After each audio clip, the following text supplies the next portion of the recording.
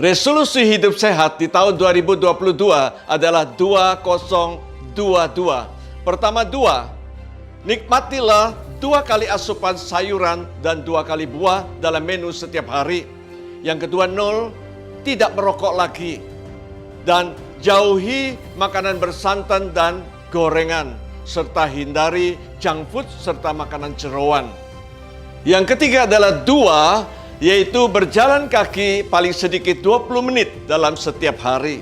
Yang terakhir adalah yaitu bernyanyi 2 lagu serta tertawa dan bersyukur 2 kali lipat lebih banyak daripada tahun lalu. Milikilah tubuh yang kuat dan hidup yang lebih sehat.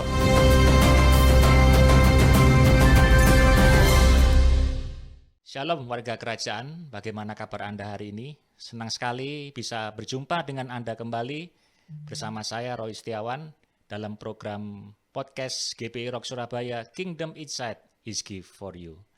Tentunya Anda selalu menanti-nantikan episode-episode yang kami tayangkan di dalam program podcast ini, dan kali ini kita akan berbicara tentang topik kesehatan yang juga perlu kita ketahui bersama. Bahkan mungkin sudah kita ketahui bersama, tetapi pada episode kali ini kita akan berbicara lebih jauh, lebih dalam, sehingga apa yang menjadi kehidupan kita sehari-hari, kita bisa mengantisipasinya dengan baik. Dan topik yang menarik ini, pada episode kali ini kita akan berbicara tentang Omikron, mutasi COVID-19, dan juga pencegahannya. Bersama dengan saya ada Profesor Dr. Hans Tandra, spesialis penyakit dalam, konsultan endokrin, metabolik, dan diabetes. Shalom, Prof. Hans. Shalom. Bagaimana kabarnya? Baik, luar biasa, puji baik Tuhan. sekali. Ya, hari ini pasti kita ditunggu-tunggu karena biasanya kalau topik tentang kesehatan itu selalu menarik begitu ya. Dan juga banyak orang suka, banyak orang senang karena itu relate dengan kehidupan mereka sehari-hari. Ya. Kebetulan topik yang kita pilih ini juga topik yang sedang lagi hype ya, gencar-gencarnya dibicarakan di mana-mana. Iya. Hampir semua orang mesti ngomong tentang ini. Iya. Ya. Karena virus ini ada di sekitar kita, maka kita harus waspada sehingga kita bisa terhindar dari virus Omikron ini. Nah, Prof. Hans, sebetulnya apa yang disebut dengan Omikron itu? Apakah hasil mutasi dari virus-virus COVID yang sebelumnya atau bagaimana perjalanan virus ini? Ya, kita tahu semua tentang COVID-19, ya, coronavirus disease yang ditemukan sejak akhir dari tahun 2019. 2019 ya. Jadi sampai sekarang sudah 2 tahun.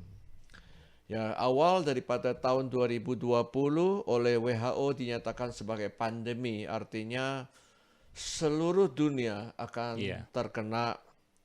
Penularannya cepat sekali. Dan dia menyerang pada saluran napas. Lewat pernapasan lalu menyebabkan orang itu kena pneumonia, gagal napas, sampai akhirnya terjadi banyak sekali komplikasi yang mematikan. Jadi kita tahu mencekam sekali 1 tahun, 2 tahun yang lalu banyak kematian terjadi. Ya, lantaran virus corona itu menyebar dan menyerang dan cepat sekali menularnya.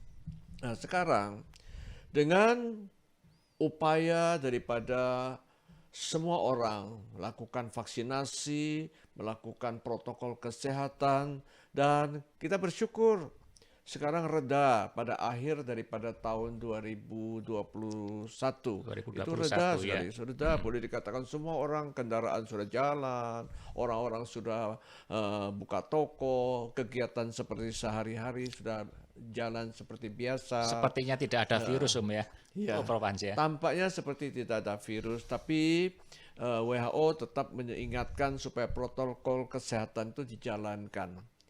Dan memang virus selalu mencari jalan untuk supaya mereka survive. Karena mereka tidak bisa menyerang. Karena orang-orang itu kan semua menutupi diri dengan vaksinasi, daya tahan tubuh ditingkatkan, kemudian pakai masker, cuci tangan, menjaga jarak, dan itu efisien sekali menurut saya dan efektif juga untuk menangkal virus. Nah, sama dengan misalnya mobil Lalu tahun depan ganti model, Iya. tahun depan ganti model, sama dengan handphone. Nanti ada iPhone 11, iPhone 12, iPhone 13, terus ada perbaikan-perbaikan. Demikian juga COVID-19 virus ini memperbaiki diri ceritanya, tanda kutip memperbaiki diri dengan Iya. cara mutasi. Jadi spike protein, jadi dia seperti RNA yang ada tanduk-tanduk itu spike, itu Iya. protein yang supaya memudahkan dia menyerang, mencelok. Ya, kalau Iya. kita punya daya tahan tubuh, dia tidak bisa masuk, lalu dia berubah bentuk sedemikian rupa, mutasi namanya. Iya. Lalu supaya mudah sekali masuk, masuklah ke dalam. Dia bisa hidup ketika masuk dalam sel tubuh manusia. Disitulah dia berkembang biak dan menimbulkan penyakit.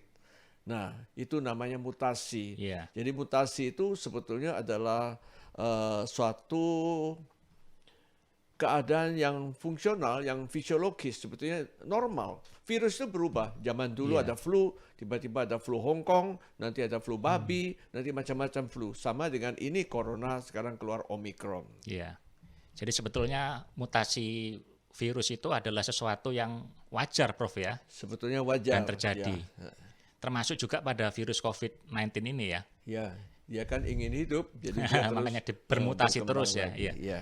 Nah, Prof Hans, kita sering mendengar ya bahwa katanya virus yang jenis Omicron ini penularannya 500 kali lebih cepat daripada virus COVID sejenis sebelumnya. Apakah memang benar, Prof Ya, Hans? karena dia sudah bermutasi mencari jalan supaya lebih cepat masuk dalam tubuh manusia. Jadi memang dengan mutasi itu membuat virus ini mempunyai satu sifat yang Iya. hebat sekali, yaitu penularan hebat sekali. Ada orang berkata 10 kali lipat, ada literatur yang menyebutkan 7 kali lipat, sampai sekarang saya belum. Yang penting adalah sangat cepat. Sangat Jadi cepat, ya. hati-hati, Iya. sangat cepat. Menularnya lebih hebat. Ya, jadi kalau kita tidak waspada, hati-hati, gampang sekali menular. Ya, kemudian untuk mendeteksi varian Omicron ini, apakah sama, Prof Hans, dengan varian-varian sebelumnya? Atau mungkin ada pemeriksaan-pemeriksaan khusus yang biasa digunakan untuk mendeteksi varian Omicron ini? Ya, pada prinsipnya ini adalah suatu virus COVID-19. Jadi pemeriksaannya tentu saja sama ya dengan Iya. swab antigen, lalu dengan PCR, di swab juga PCR, lalu ditemukan ada virus COVID-19. Nah, dari situ kita bisa periksa lagi selanjutnya yaitu gen-gennya, genomnya. Jadi dari genomnya itu bisa tahu, oh ini genom seperti ini punyanya Omicron. Nah, tentu saja pemeriksaan ini perlu waktu ya 3 harian kira-kira. Iya. Ya, jadi bagi kita tidak peduli itu Omicron apa tidak. Yang penting jangan sampai positif dulu. Jangan sampai kena, Jadi Prof biar ya. Iya. biar ketangkap dulu, ada Iya. virus cepat diobatin iya. gitu. Selanjutnya ya tentu saja kita lihat, oh ini Omicron. Iya. Karena biasanya tindakan kita tidak beda karena ini adalah virus corona juga. Sama, Prof ya. Sama Penanganannya dengan varian-varian sebelumnya pun sama dengan Heeh. virus Jadi Omicron penanganannya sama. Jadi dengan pengobatan pun sama ya. Jadi kita lakukan misalnya antivirus kita diberikan, lalu vitamin-vitamin untuk naikkan daya Iya. tahan tubuh. Ya kita kenal semua orang tahu lah vitamin C-nya dikasih, vitamin D dikasih, lalu mineral zinc, lalu mulai istirahat, bangun pagi, senam pagi. Iya. Oh saya lihat orang-orang sudah pinter semua. Kalau kena virus itu sudah pinter, sudah vitamin C siap, vitamin D sudah siap. Oh, Iya. hebat sekali. Jadi rasanya sih manusia semakin pinter. Bahkan WHO itu sekjen WHO bulan lalu mengatakan kita pasti bisa mengalahkan virus corona ini. Iya. Lantaran ya sifat daripada si virus ini sudah kita kuasai, kita sudah ngerti nanti akan jadi begini, nanti berubah begini. Iya. Jadi dengan demikian ya tidak ada jalan lain, kita menangkalnya dengan protokol kesehatan yang ini efektif sekali. Jadi jangan lupa Iya. kita semua harus terus jaga jarak, cuci tangan, Iya. masker kalau bisa double masker terus kita Iya, pakai iya. ya. Kemudian tentu saja menjauhi kerumunan lah, Iya. menghindari keluar rumah yang Yang tidak tidak perlu ya, perlu iya. dan vaksinasi. Itu paling penting, Prof, Dengan ya, vaksinasi kita lihat negara kita vaksinasi sudah lebih dari 50%. Iya. Dikatakan kalau sudah di atas 70% itu boleh dikatakan manusia Indonesia sudah punya kekebalan yang cukup Iya. sehingga ya kita harapkan semua COVID-19 itu seperti endemi flu biasa. Kita Iya. harapkan seperti itu. Kemudian Omikron ini apakah lebih berbahaya dari varian-varian yang sebelumnya atau ya sama dengan varian-varian sebelumnya, Prof? Iya, ini kan virus Virus ya, COVID-19 iya. menyerangnya jalan napas Iya. ya. Jadi masuknya ke paru-paru. Jadi bisa kena pneumonia, Iya. bisa kena nanti gagal napas, Iya. nanti nimbulkan radang. Kita pernah dulu waktu podcast yang dulu itu Iya. nimbulkan badai sitokin Badai sitokin, menyerang iya. sampai orang itu kena serangan jantung, kena stroke, gagal ginjal, macam-macam segala. Itu tetap bisa terjadi. Iya. Untungnya Omikron itu walaupun nyerangnya hebat, Iya. tapi ternyata tingkat keparahan penyakit itu tidak sehebat yang dulu-dulu Oh, iya. virus Delta. Iya. Kalau virus Delta kita tahu kan banyak orang terkapar, banyak orang meninggal. Iya. Ini angka kematiannya rendah sekali. Iya. Kita bersyukur karena ternyata walaupun dia berkembang biak bagaimana mutasinya, Iya. tetapi makin lama makin teler dia. Iya, Fatalitasnya lama makin sudah- turun ya, Prof ya. Ya, jadi Iya. angka opname juga banyak di rumah sakit, tapi yang berat-berat sampai gagal napas, sampai masuk ICU kok Lebih jarang ya daripada jarang sekali. varian-varian yang kita sebelumnya. bersyukur. Iya. Nah, Prof Wan, ya. Mungkin juga karena sekarang kita semua sudah vaksin. Betul, ya. Lantaran vaksin kita punya daya tahan tubuh. Yang lebih baik. Jadi kalau ya. kena itu lebih ringan Iya, begitu. iya, Iya. iya. Nah, Prof Hans, apakah varian Omikron ini menyerang orang-orang dengan kriteria-kriteria tertentu? Atau dia bisa menyerang siapa saja? Iya. Seperti virus yang dulu, Iya. nyerang semua orang. Semua Ya. orang ya? Jangan menganggap enteng. WHO mengatakan Omikron jangan dianggap enteng loh. Iya. Karena nyerangnya hebat. Kalau dulu Delta itu menyerang sampai semua orang mencekam ya, iya. semua ketakutan kan, semua sampai rumah sakit penuh menolak-nolak iya, pasien, banyak orang meninggal sebelum masuk ICU, ya. Iya.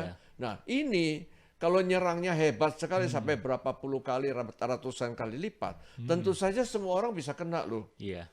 Nah oleh karena itu WHO bilang Omikron jangan dianggap enteng, Iya. harus tetap waspada karena semua orang bisa kena.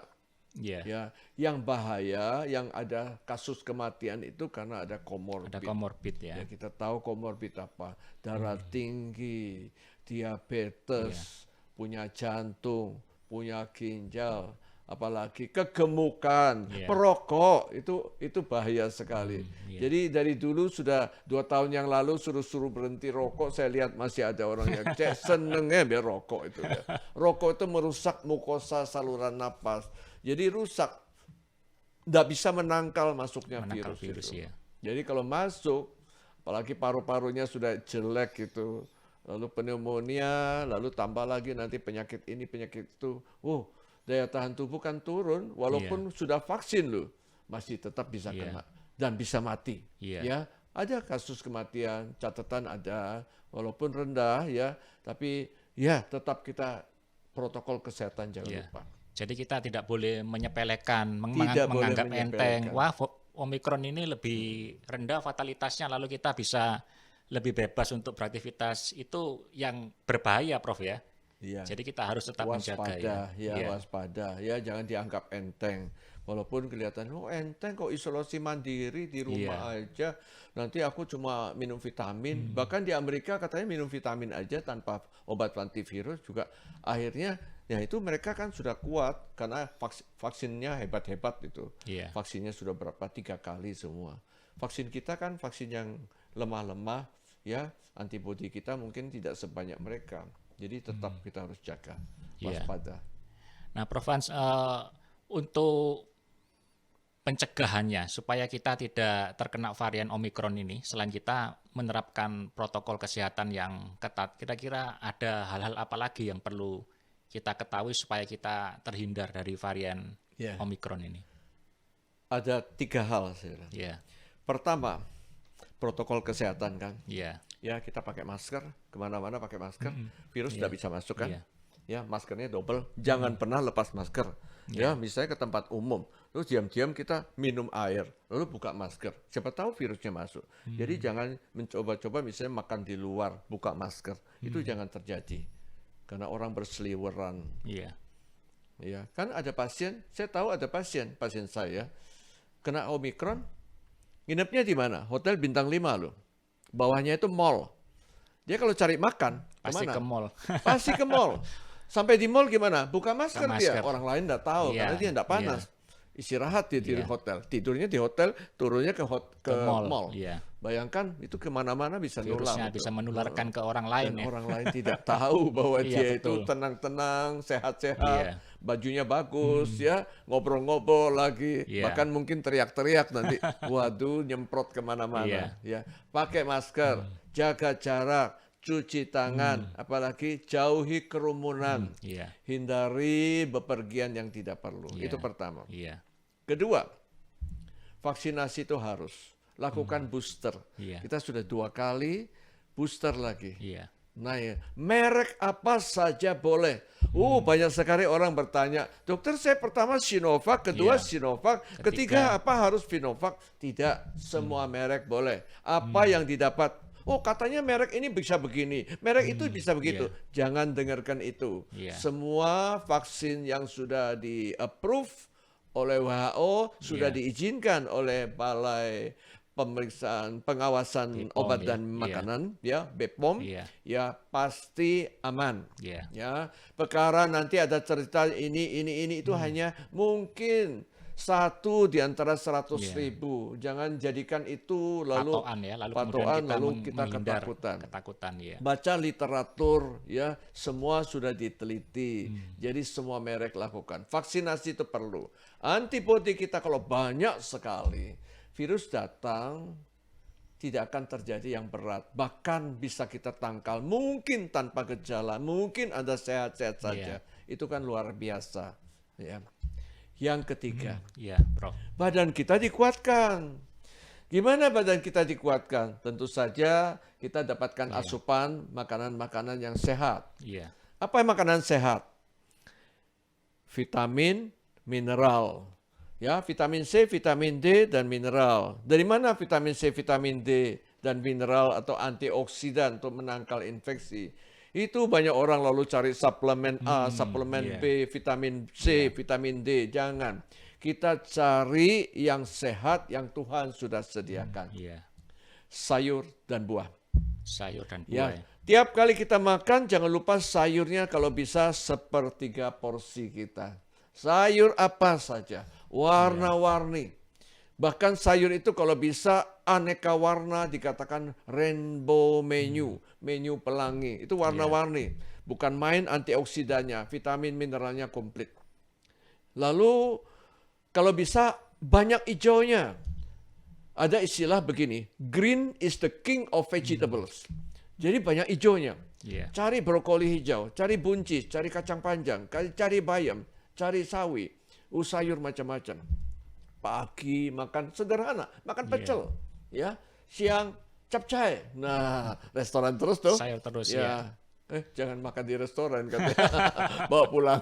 Iya. Malam-malam makan gado-gado ya, sayurnya banyak ya. Tapi jangan lupa bumbunya jangan banyak-banyak, bumbunya itu jahat. Ya, sama kriuk-kriuknya jangan banyak, kerupuk peyek itu jangan banyak.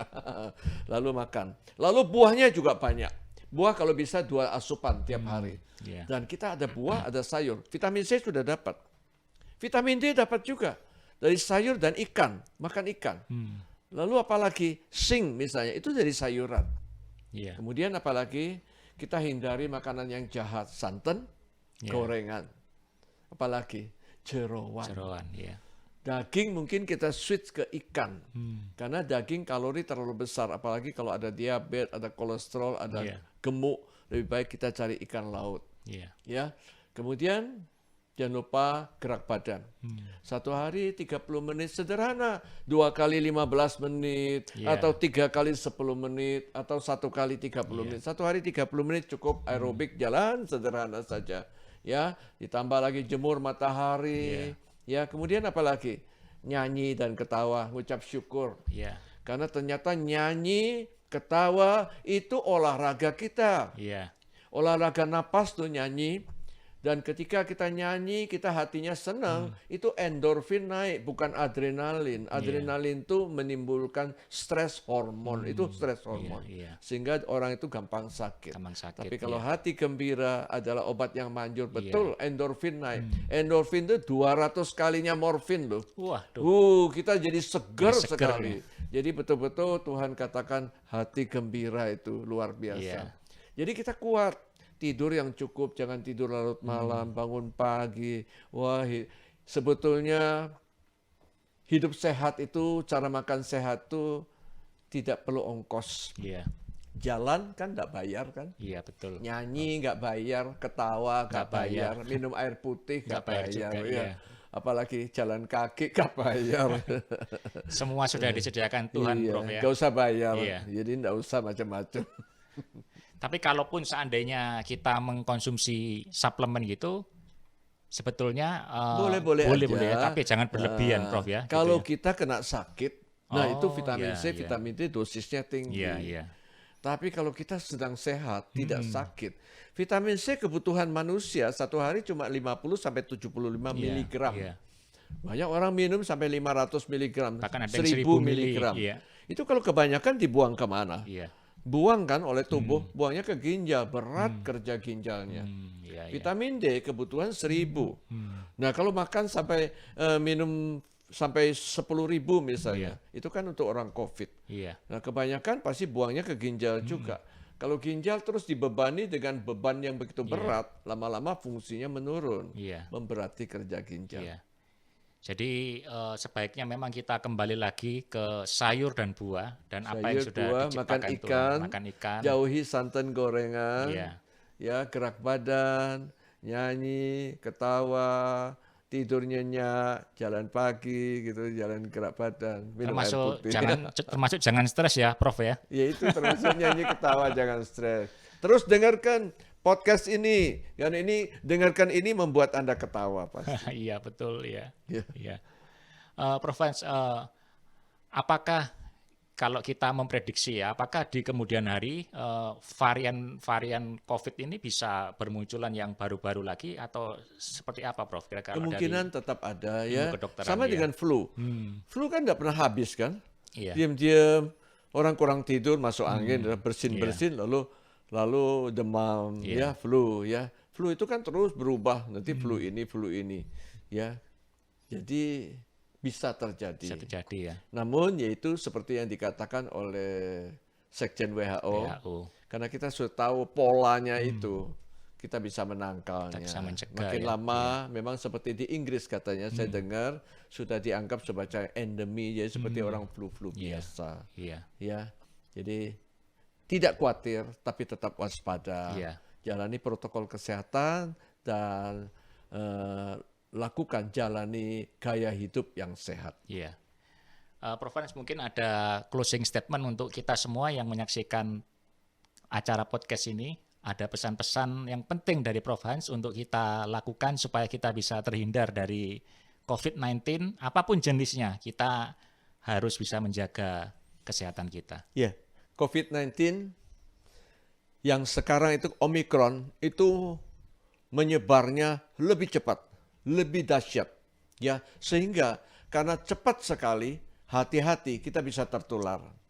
Untungnya karena banyak orang sudah melakukan protokol kesehatan dan punya imunisasi, vaksinasi, sehingga kita punya daya tahan tubuh yang mumpuni supaya penyakitnya dikatakan tidak seberat, tidak sedahsyat dulu. Itu keuntungannya. Akan tetapi marilah kita tetap waspada. WHO katakan jangan dianggap enteng. Ya, kita tetap menjaga, yaitu 3 hal yang tadi saya sampaikan. Pertama, protokol kesehatan. Jangan pernah lalai. Yang kedua vaksinasi. Ya, vaksinasi. Lakukan booster. 2 kali sudah, lakukan yang ketiga. Jangan nanti, saya punya comorbid, saya takut. Justru makin ada sakit, makin tua, makin ada comorbid, harus vaksin booster. Ya. Jangan lihat merek, semua merek boleh dilakukan. Lakukan supaya punya antibodi. Yang ketiga, jalani hidup sehat. Ya, seperti yang tadi sebutkan, kita ngatur makan, Ya. kita ngatur gaya hidup kita. Ya, kita percaya Tuhan pimpin kita, menjauhi kita dari jerat penangkap burung dan penyakit sampar yang busuk. Amin. Itu janji Tuhan. Ya. Demikian saudara-saudara, apa yang kami perbincangkan tentang COVID-19 varian Omicron ini, tentu ini perbincangan yang sangat menarik, dan saya percaya bahwa di kemudian hari kita akan terus sampaikan tentang episode-episode kesehatan. Dan terima kasih buat Prof. Hans yang sudah meluangkan waktu untuk bisa menjadi narasumber di acara podcast GPI Rock Surabaya. Terima kasih. Ya. Terima kasih. Nah, demikian perbincangan saya dengan Prof. Hans Tandra. Terus selalu nantikan acara-acara dan episode yang menarik di program podcast GPI Rock Surabaya, Kingdom Insight is Gift for You.